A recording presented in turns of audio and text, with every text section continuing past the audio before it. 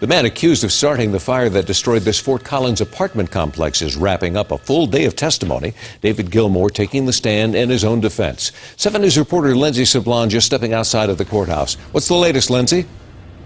Well, they are still up there right now. The defense team for Benjamin David Gilmore has been out there all day talking about what exactly Gilmore did the weekend leading into the fire. Now, they tried to make a couple key points. First of all, they talked about a watch he had. He had said he had lost that watch right before the fire happened.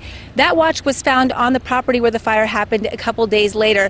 The other key point they tried to make was explaining where burns on his hands had come from that showed right before the fire. Now, Gilmore spent almost 5 hours on the stand today. He first explained in detail his job as a beekeeper. Then again, he went to talk about misplacing that Rolex watch just a few days before the fire. Investigators found that watch at the Penny Flats building. Gilmore also outlined his activities he did the whole weekend. He had come and gone from Occupy Fort Collins, where he had been participating for the week prior. Now, the fire happened just a block from where Occupy Fort Collins was going on. Gilmore also talked about an event hosted by the fire department where he says he burned a couple of his fingers from throwing a fire stick. Now, maybe he was talking about that to explain the burns on his hands. Prosecutors have used video from a city council meeting that showed Gilmore with burns on his hands just shortly after the fire happened. Gilmore then finished out saying that he had spent Sunday night, the night before the fire happened, moving his bees and then went back home. Now, he is accused of starting the Penny Flats fire that happened back in October 24th of 2011.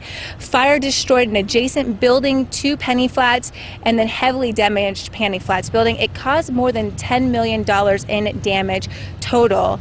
Gilmore is facing 7 felony counts, including attempted second-degree murder as well as arson.